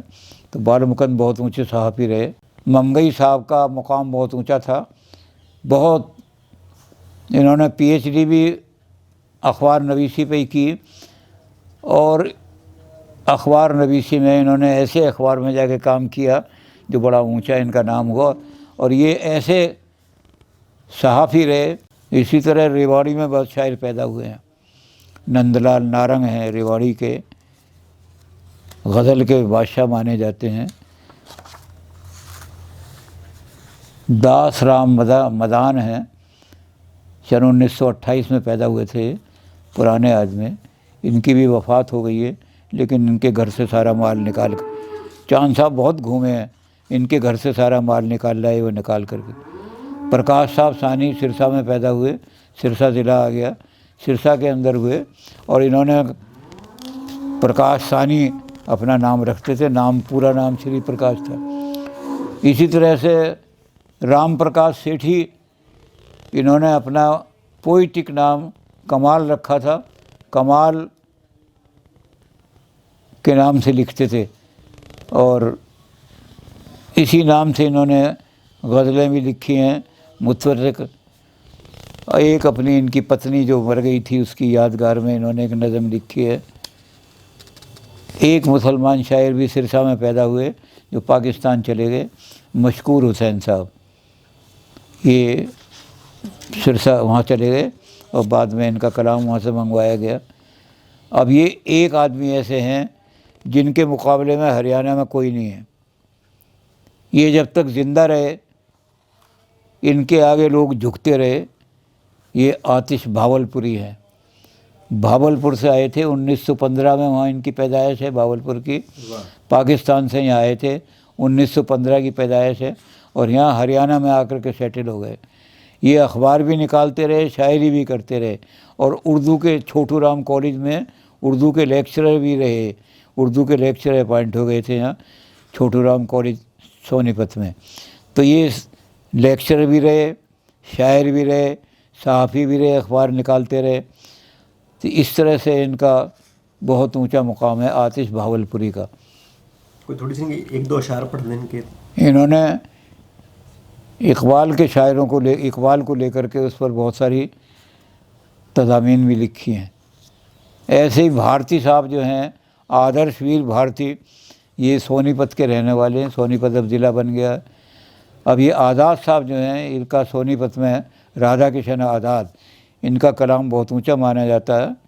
इससे पहले जहाँ तहाँ हम थे, ख्वाब बनते थे हम, आप आए तो फिर कहाँ हम थे, ख्वाब बनते थे हम हंसी से हंसी, हाय वो उम्र जब जवां हम थे, चार अल्फाज क्या पढ़े हमने, फिर यकीन से भी बदगुमां हम थे, कोई शिकवा न था मसाइब का, गोया धरती पे आसमान हम थे। ये इनकी ऐसे अश्क साहब हैं, सत्यपाल अश्क, ये भी सोनीपत के हैं और बहुत अच्छा कलाम लिखते हैं। गज़ल इनकी ख़ास चीज़ है। बिहारी लाल भारती, ये भी सोनीपत में रहे हैं। बिहारी लाल ने दोनों तरह के काम किए हैं, गज़ल भी लिखी हैं और भजन भी लिखे हैं। हिंदी में भी लिखते हैं ये और उर्दू में भी लिखते हैं, दोनों भाषाओं में लिखते हैं। इसके साथ साथ इनका एक और भी है, ये चूँकि मुल्तान से आए थे, मुजफ्फरगढ़ से, इसलिए सराय की भाषा जो है वहाँ की, मुल्तानी में भी बहुत इन्होंने लिखा है उस भाषा में, वो इसमें हमने उर्दू में शामिल नहीं किया है। इसी तरह से सोनीपत के बयाज साहब हैं, ये तहसील सोनीपत में रहते थे। ये एक मुसलमान शायर हैं, ये यहीं हिंदुस्तान में 1929 में पैदा हुए थे। तो ये सोनीपत में बहुत लोग हैं हमारे, जिनका हमारे पास बहुत कलाम है। ये सब सोनीपत के ही हैं। पूरा हमारे पास सोनीपत का एक बहुत बड़े, सोनीपत के शायरों का तो बहुत बड़ा मजमुआ है। ये सब सोनीपत के चल रहे हैं शायर। इन्होंने हमें बहुत कुछ दिया है सोनीपत वालों ने, कि इतने सारे शायर हमें दे दिए। सोनीपत के शायर यह हमारे अब तक चल रहे हैं। इसके बाद हमारे पास आते हैं नौबहार साबिर साहब। ये 1907 में पैदा हुए थे टोहाना में। ये नौबहार साहिर साहब फ़ारसी के बहुत बड़े आलिम रहे हैं। इनके साबिर साहब के मरने के बाद हरियाणा में फ़ारसी में लिखने वाला कोई आदमी नहीं रहा। ये फ़ारसी में लिखते थे। 1907 के पैदाइश थी इनकी, और पटियाला में आकर के बस गए थे। यहाँ आकर के पटियाला में ये भगवान को प्राप्त हुए, भगवान के पास चले गए, लेकिन बहुत कुछ छोड़ गए। रुबाइयाँ छोड़ गए, नज़में छोड़ गए। फ़ारसी का कलाम इनका हमने लिया नहीं, क्योंकि फ़ारसी का समझते नहीं लोग, लेकिन ये फ़ारसी में बहुत ऊंचा लिखते थे। इसी तरह से टोहाना के जसवंत सिंह हैं। जसवंत सिंह टोहाना ने रामायण लिखी है, उसका नाम है आर्य संगीत रामायण। और ये उर्दू में पहली सारे हिंदुस्तान में उर्दू में लिखी हुई एक ही रामायण है, वो है इनकी जसवंत सिंह की लिखी हुई। सीता जी जब रामचंद्र जी वन को जा रहे हैं, तो सीता जी उनसे कह रही हैं, ये रामायण जो गाने की तर्ज में है, इसको गाया जाता है। तो ये कोई गाने वाला हो तो, रहना नहीं यहाँ मंजूर, आपके साथ चलूँगी वन में, सुख में रही मैं आपके साथ, दुख में कहाँ अकेले जात, कैसे जीऊँगी तुम बिन नाथ, त्याग दूँ प्राण एक क्षण में, आपके साथ चलूँगी वन में। तो ये इस तरह के बंद हैं। हो गया मुझसे क्या अपराध, करो ना मुझको यूँ बर्बाद, निस्दिन रहे आपकी याद, भर भर आए नीर नैन में, आपके साथ चलूँगी वन में। अब हमारा फरीदाबाद आ जाता है। फरीदाबाद दिल्ली के बहुत निकट है, और वहाँ बहुत सारे लोग ऐसे बसे हुए हैं जो काम दिल्ली में करते हैं, फरीदाबाद में रहते हैं, इसलिए बड़े ऊंचे किस्म के बड़े बड़े अफसर लोग हैं। ये अमर साहनी इसी तरह के आदमी हैं। ये फरीदाबाद में क़याम करते हैं, लेकिन ये दिल्ली में सेंट्रल सेक्रेटेरिएट में काम करते हैं। इन्होंने अफसाने भी लिखे हैं, कहानियाँ भी लिखी हैं, और बहुत ऊंचे शायर बड़े। ये वहाँ फरीदाबाद में ऐसे आदमी हैं जो बड़े बड़े मुशायरे वहाँ कराते रहे हैं। इसी तरह से सतीश बत्रा हैं। सतीश बत्रा 1926 में पैदा हुए थे, और सतीश बत्रा ने बहुत कुछ, प्रोज में तो बहुत कुछ लिखा है इन्होंने, कविता इतनी नहीं लिखी लेकिन प्रोज में बहुत कुछ दिया है। अमीर चंद बहार का नाम तो बहुत ऊंचा, अमीर चंद बहार क्रांतिकारी कविताएं लिखते हैं, मज़दूरों के बारे में बहुत कुछ लिखते हैं। मज़दूर का फुटपाथ बिछौना क्यों हो, मुफलिस के नसीब में रोना धोना क्यों हो, तस्लीम के मुख्तार नहीं है इंसान, जरदार के हाथों का खिलौना क्यों हो। कुछ मदावा करें चश्मे तर के लिए, सभी इनायात हैं उनकी अगियार पर, हम तरसते हैं उनकी नज़र के लिए। हो रसाई मेरी अपने महबूब तक, आह फरियाद है एक वसीला मेरा। अब करनाल ज़िला हमारे बिल्कुल पास में आ गया है, जो करनाल ज़िले में तो चांद साहब एक एक घर में घूम करके आए। तो यहाँ अकबर शाहानी कुंदन लाल इनका नाम है, 1918 में पैदा हुए थे ये। इनका कलाम बहुत अच्छा कलाम है, बहुत बढ़िया कलाम है। और तो सब कुछ ही गर कर अपना मगर सौदा ना कर, दीद व दानिश्त अपने आप से धोखा ना कर। आजकल सुनता नहीं है कोई सीधी बात को, कोई उल्टा है तो रहने दे उसे सीधा ना कर। ज़िंदगी में चाहता है तू अगर आराम, बादशाह है जो कभी आराम से बैठा ना कर। ज़िंदगी आसान है बनती है मगर मुश्किल से, खौफ व ख़ारों से गुलशन का नज़ारा ना कर। ओपी शर्मा ये भी करनाल के हैं। करनाल में हिंदू शायर बहुत हैं जो अभी जीवित हैं, और इनका कलाम भी बहुत ऊंचा है। आप ये कहेंगे कि हरियाणा उर्दू में बहुत रिच है। उर्दू के बारे में हरियाणा से ज़्यादा रिच कोई और जगह नहीं मिलेगी। बहुत उर्दू में लिखने वाले बहुत शायर, और हर ज़िले में बहुत ऊंचे ऊंचे शायर। कोई ज़िला ऐसा नहीं है जिसमें हमें आशी करियान का बहुत ऊंचे शायर ने। ये भी तो जहाँ जाएंगे हम, जिस ज़िले में जाएंगे वहाँ ऊंचे कलाम वाले लोग हमें बहुत मिलेंगे। घरौंडा में बैठे हुए हैं कौकिब साहब घरौंडवी, ये भी बहुत कुछ बहुत ऊंचा लिखते हैं। अब ये ऐसे जैसे मैंने कहा था कि चांद साहब ने जाके ये पता लगाया 4 शायर ऐसे हैं जिनका कलाम मिल नहीं सका ढूंढने पर भी। हकीम गुलची साहब, माइल साहब, नियाज़ तहसीन साहब। पाकिस्तान को भी चिट्ठियाँ लिखी, इसलिए इनके नाम लिख दिए हैं कि ये शायर बहुत मारूफ शायर हैं। इनके बारे में कहा जाता है कि बड़े अच्छे, जब यहाँ रहे करनाल में बड़े ऊंचे रहे, लेकिन खोजने पर इनका कलाम नहीं मिला, इनके नाम लिख दिए हैं। अब कुरुक्षेत्र आ गया आपका। कुरुक्षेत्र में सबसे पहले नाम लिया है बाल किशन बेदार साहब का। वाह। बाल किशन बेदार साहब जो हैं ये अमीन में रहते हैं और ये इंतकाल फरमा गए, ये मास्टर हैं, टीचर है। अब तो शायद रिटायर हो गए हैं। अब तो डेथ भी होगी इनकी है जी। अब तो अच्छा, डेथ हो गई। तो सबसे पहले उन्हीं का नाम लिया है। क्या बताऊं कि कहाँ जलवा कना है यारो, वो आया हो के भी आँखों से निहा। ये भी तरन्नुम से पढ़ते थे, यानी तरन्नुम के साथ जैसे मैं पढ़ रहा हूँ। दिल मेरा कौन सी मंजिल में रवा है यारो, उनके होने में ना होने गुमा है। दूर होकर भी ये दिल दूर कहाँ है यारो, मेरा महबूब जहाँ है ये वहाँ है यारो। तो ये तरन्नुम से पढ़ते थे। इनका तरन्नुम बहुत अच्छा था, सब इनका गला बहुत अच्छा था। तो सब पढ़ते हैं इसको प्लीज़। ज़ख्म दिल के भरा नहीं करते, इसलिए हम दवा नहीं करते। जाने आँखों में अश्क क्यों आए, खुश्क दरिया बहा नहीं करते। लाख दुनिया बुरा करे अपना, हम किसी का बुरा नहीं करते। ये बड़ा पसंदीदा गज़ल थी उनकी ये। जनाब तफ्ता साहब तो बहुत ऊंचा लिखने वाले हैं।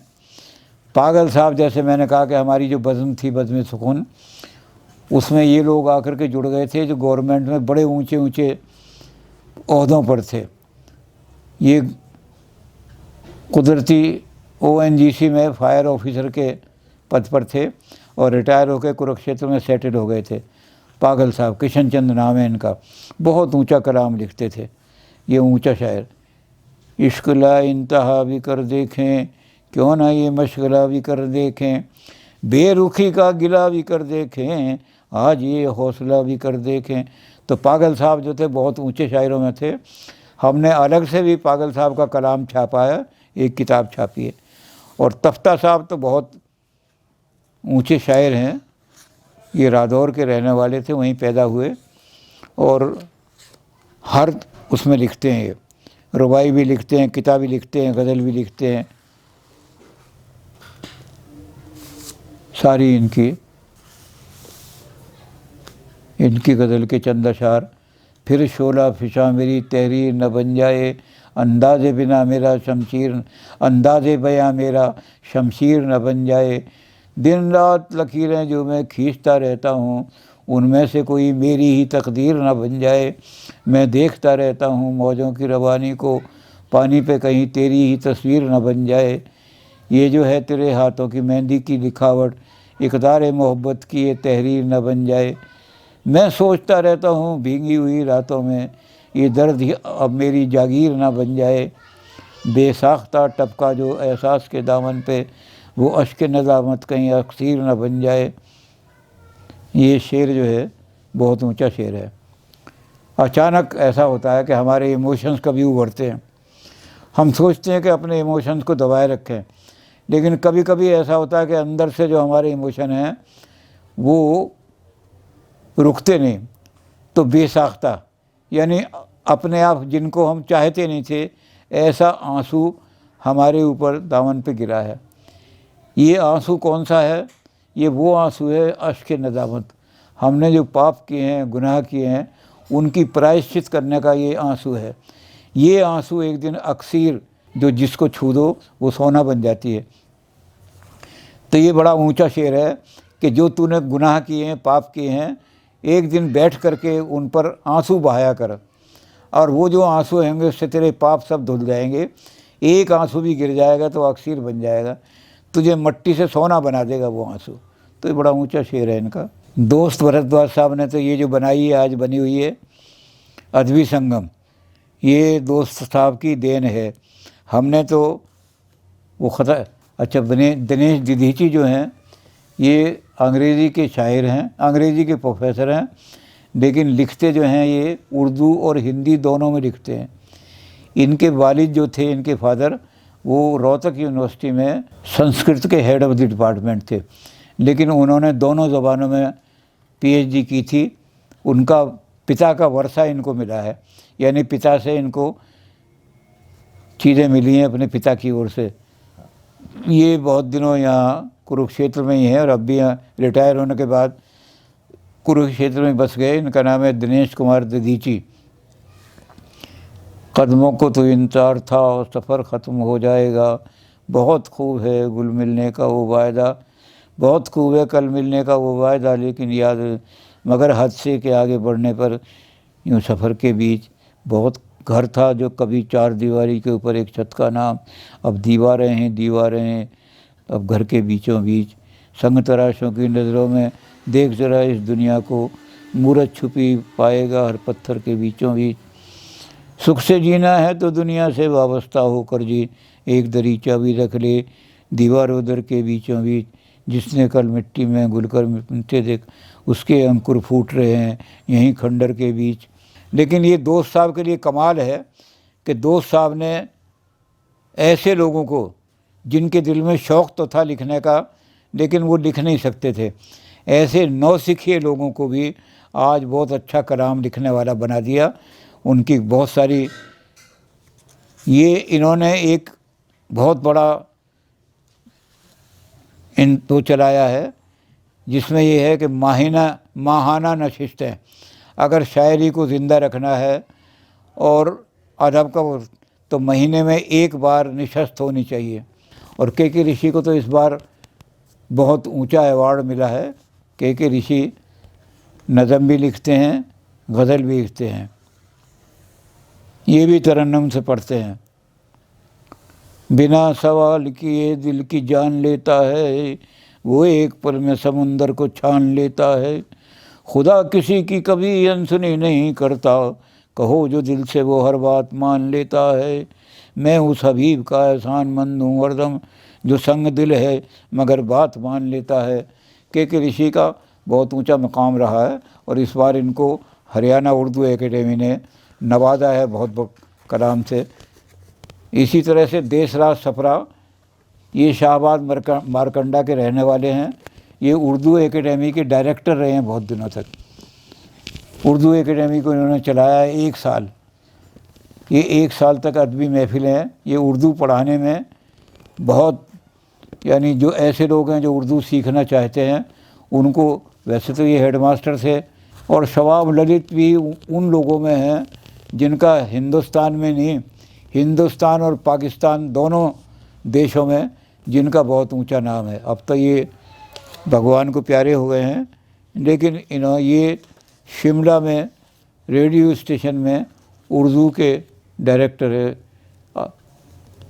उर्दू वहाँ पर बहुत इन्होंने हिमाचल में फैलाई। तो ये और ये कुरुक्षेत्र के रहने वाले, इनके भाई यहाँ डॉक्टरी करते हैं, ललित साहब। इसी तरह से थानेसर के इमाम बख्श थे, ये 19वीं सदी में रहते थे यहाँ। इमाम बख्श साहब बहुत ऊंचा इनका भी मुकाम है, थानेसर के रहने वाले थे।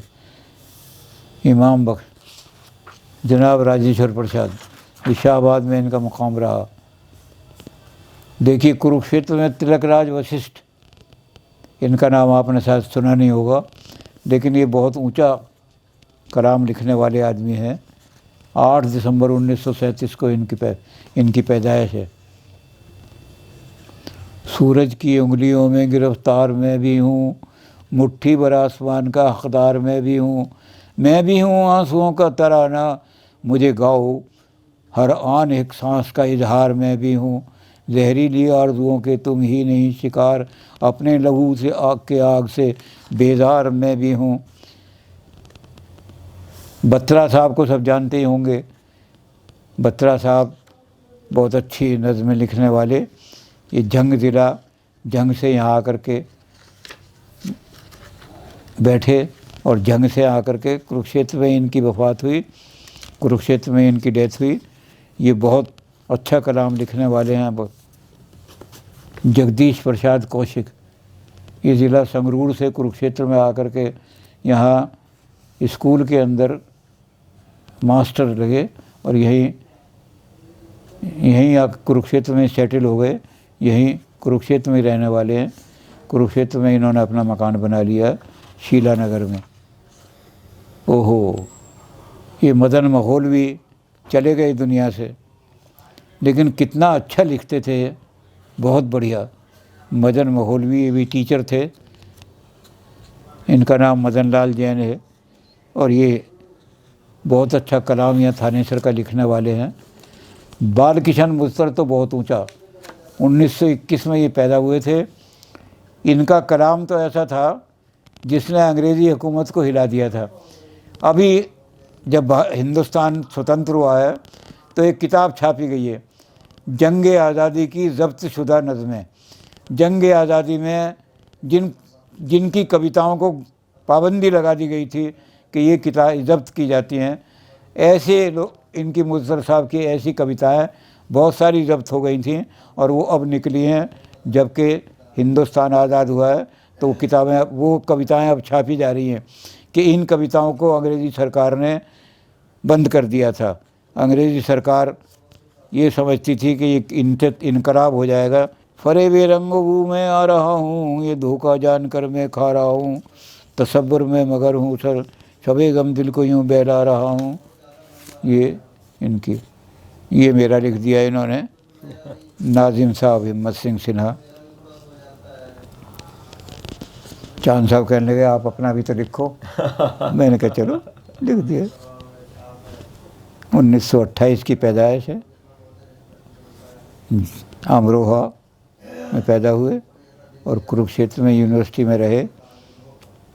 इनके दादा जो थे सुंदरलाल फ़ारसी के बहुत बड़े आलिम थे और उन्होंने इनको उर्दू और फ़ारसी का शौक़, ये भी लिखा है कि सिन्हा साहब फ़लसफ़े के अलावा साइकोलॉजी के बहुत बड़े जानने वाले हैं, पढ़ने वाले हैं। हरियाणा के अंदर कुछ गिने चुने लोग ऐसे हैं जिन फ़ारसी का इल्म है, उनमें से एक डॉक्टर साहब। 9 आदमी रह गए हैं अब तो फ़ारसी वाले। नून नजमी, नरेंद्र नाथ नजमी जो थे, इनकी गज़लें तो जो यूनिवर्सिटी का फंक्शन होता था, उस फंक्शन में इनकी गज़लें बहुत गाई जाती थी। नजमी की गज़लें बहुत होती थी, इन गज़लों को गाया जाता था। ऐसे ही एक शाहबाद के एक व्यक्ति हैं, कृष्ण कुमार राही। ये अंग्रेज़ी के लेक्चरर थे। ये यहाँ से बाहर चले गए थे कहीं दूसरी जगह, लेकिन कोशिश करने के बाद भी इनका कलाम नहीं मिल सका। लेकिन इनका शाहबाद में बहुत ऊंचा नाम है और शाहबाद वाले जानते हैं कि वो ये शायर थे। बाहर से वहाँ चिट्ठियाँ भी लिखी बाहर को। ऐसे ज़िला कैथल में हमें बहुत सारा मैटर मिला।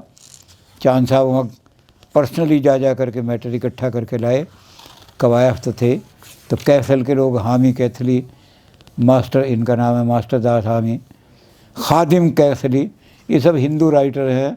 इससे लगता है कि उर्दू, शरर साहब तो बहुत ऊंचे मुकाम रख, शरर साहब का ये मुकाम है। ये फतेहपुर के रहने वाले, पुंडरी के, ये बहुत ऊंचा कलाम लिखते हैं। इसी तरह ये भी फतेहपुर पुंडरी के रहने वाले हैं, ज़िला कैथल के। भगत सिंह की योम शहादत पर इन्होंने नज़म लिखी थी। जब भगत सिंह शहीद हुए थे तब इन्होंने नज़म लिखी थी। कब लिखी थी? क्यों आंसू हुए जाते हैं आँखों से रवा आज, जी जान पे था खेल गया एक नौजवान, है नाज हमें तेरी शहादत की कसम है, जो तेरे इरादे थे वो हर एक में है कहाँ आज, है तेरी वतन दोस्ती और शौक़ शहादत, सूरज की तरह सारे ज़माने पे आया आज, आ ए भगत सिंह, गुलामी का गया दौर, अंग्रेज़ सरंगेज़ की बंद दुकान है आज, सतलज की नदी अब तो तेरी दे है अमानत, लाहौर तुझे दे रहा तीनों जवान आज, ए शम्स तेरे शेर को कई बार सुने हैं, पर दर्द भरा है तेरे अंदाज में बयां आज, तू जालिम को ललकार ये क्या देखता है, वो है तेज़ो तर्रार ये क्या देखता है, तू योद्धा है तुझ में करण का लहूर है, मुजाहिद अदाकार क्या देखता है। ये देश के नौजवानों को इन्होंने क्रांति के लिए उभारा था, इनकी नज़म पढ़ी गई थी। कमल हरियाणवी का ड्रामेटिक्स में बहुत ऊंचा स्थान है, यानी ड्रामा में इन्होंने, नाटक में बहुत सारे रोल किए और बहुत अच्छे, और ये गज़ल भी बहुत अच्छी लिखते थे, नज़म भी बहुत अच्छी लिखते थे कमल हरियाणवी। अब ये इन्होंने संन्यास सा ले लिया है, अब अपने गांव में ही रहते हैं, कहीं बाहर नहीं जाते, किसी मुशायरे वगैरह में अब नहीं आते। अब गुड़गांव ज़िला आ गया। गुड़गांव ज़िले में आज़ाद गुलाटी, वहाँ भी बहुत बड़े बड़े उर्दू के शायर बैठे हैं। आज़ाद गुलाटी को भी अवार्ड हरियाणा सरकार ने बहुत ऊंचा अवार्ड दिया है इनको। इनको 2 अवार्ड मिल चुके हैं, शिरोमानी उर्दू साहित्य अवार्ड और महमूद शेरवानी अवार्ड। लखनऊ से भी इनको अवार्ड मिला है, मुजफ्फर हुसैन बरनी अवार्ड मिला है। 4 अवार्ड इनको मिल चुके हैं आज़ाद गुलाटी को। तो ये बहुत ऊंचा कलाम लिखने वाले हैं आज़ाद गुलाटी। ये आजकल गुड़गांव में सेटल्ड हैं। गुड़गांव के और शायर भी हमारे पास हैं, दीवान तसव्वुर है गुड़गांव, शिव शंकर शाह है इनका नाम है। इन्होंने नसर भी बहुत लिखी हैं, प्रोज। रवि प्रकाश भारद्वाज जी 1928 में पैदा हुए थे गुड़गांव में, और गुड़गांव से इन्होंने बहुत कुछ अपना कलाम दिया है। ये कुंदन गुड़गामी पहले लिखते थे, कुंदर गुड़गामी, अब कुंदर अरावली लिखना शुरू कर दिया है इन्होंने। ये उर्दू के बहुत जाने हुए हस्ताक्षर हैं। इनको लोग बड़ी श्रद्धा के साथ देखते हैं उर्दू वाले, और इनसे सीखने के लिए जाते हैं उर्दू। जुस्तजू है तो ज़रा खुद से निकल कर देखो, फांद सकते हो तो दीवार उछल कर देखो, कहीं ऐसा तो नहीं छा गया पैरों पे जमूद, ताहद वसत ज़ंजीर टहल कर देखो, इतनी सदियों का सफ़र करके भी मंजिल ना मिली, साथियों अब ज़रा राह बदल कर देखो। ये इनकी कुंदन साहब की कुछ गज़लें हैं और बहुत ऊंचा लिखते हैं। हरियाणा के अदीब हैं ये मनोहर लाल साहब, इन्होंने किताब भी लिखे हैं बहुत सारे। ऐसी नरेंद्र नाथ नश्तर हैं। अब देखो कितना अच्छा शेर लिखा है। इस भीड़ में जिस शख्स का कद सबसे बड़ा है, वो शख्स किसी और के कंधे पे खड़ा है। वाह। सर अपना उठाकर वही जंगल में खड़ा है, जो पैर बसशान हवाओं से लड़ा है। जो बज़्म दरख्शां है तो हर आँख खैरा, ये जिस्म तेरा कैसे नगीनों से जड़ा है। हर शख्स पे पड़ती है नज़र उसकी बराबर, अल्लाह ने उस बुत को कैसे गढ़ा है। बातों में से तेरे ज़ख्म कभी भर नहीं सकते, जो लफ्ज़ है वो तीर सा सीने में गड़ा है। ए नाज अजब चीज़ है इंसान का दिल भी, नाजुक है गुले तर तो कहूँ पत्थर सा कड़ा है। ज़िला महेंद्रगढ़ ये नया ज़िला बना है। इसमें नारनौल के लोग बहुत हैं।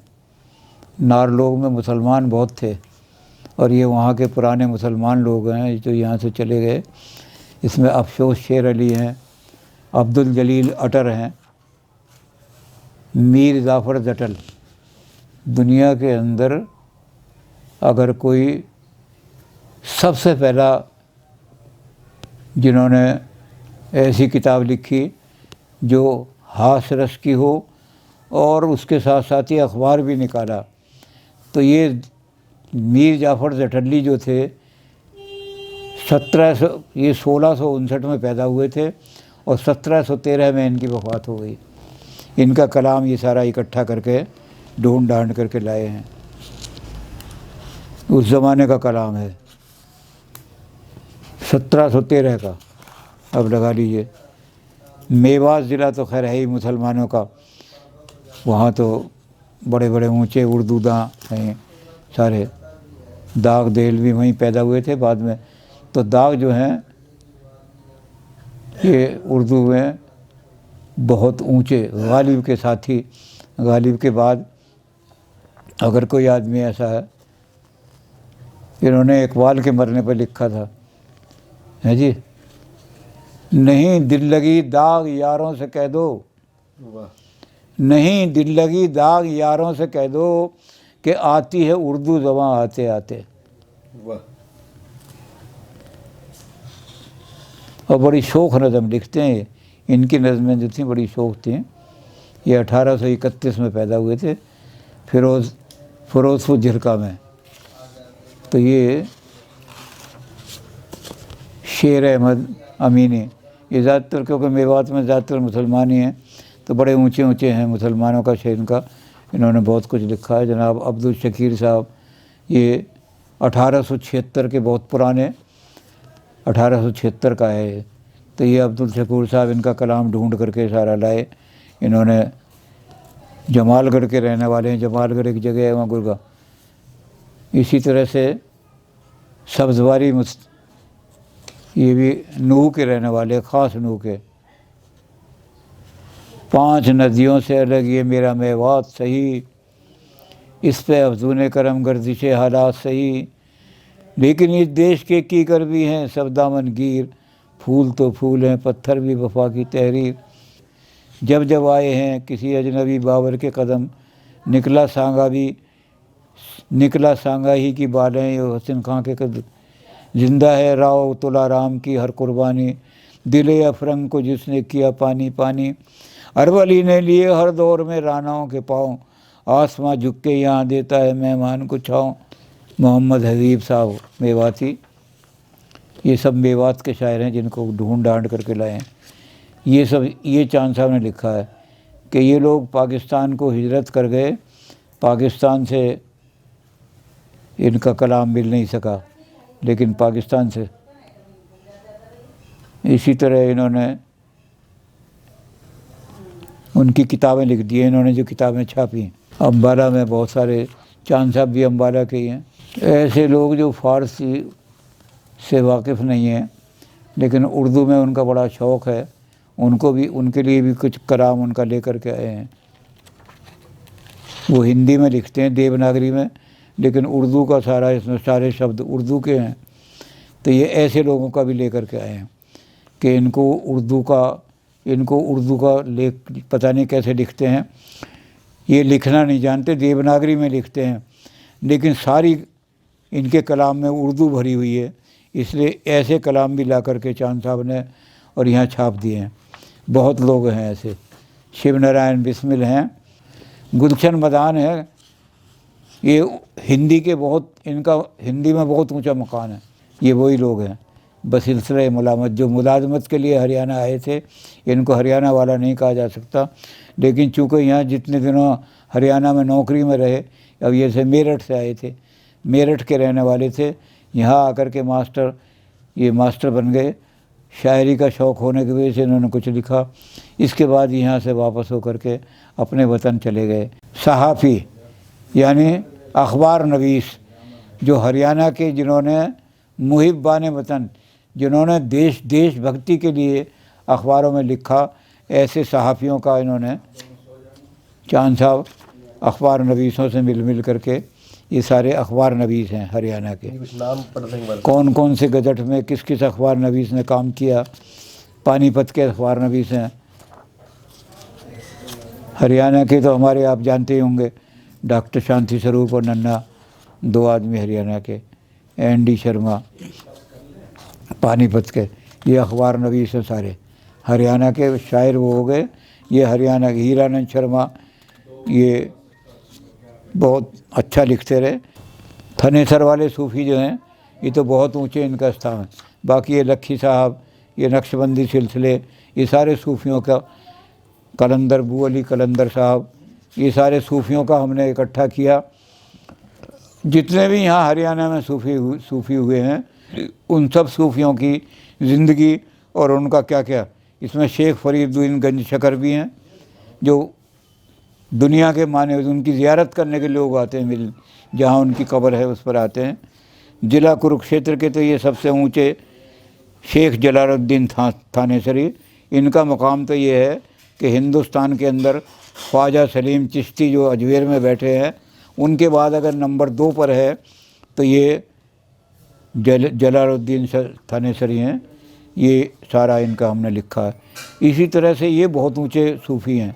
शेख अब्दुल कद्दूस गंदोई, इनकी ज़ियारत के लिए ईरान तक से लोग आते हैं। ये यहाँ के सूफ़ी हैं। इनके बारे में शेख चिल्ली के बारे में लिख दिया है कि बहुत बड़े सूफ़ी थे और कहाँ कहाँ सारा हुआ। तो ये हरियाणा के सब सूफ़ियों के बारे में, ये महेंद्रगढ़ के सूफ़ी हैं, मेवात के सूफ़ी हैं। ये काम मेरा अकेले का ही काम है।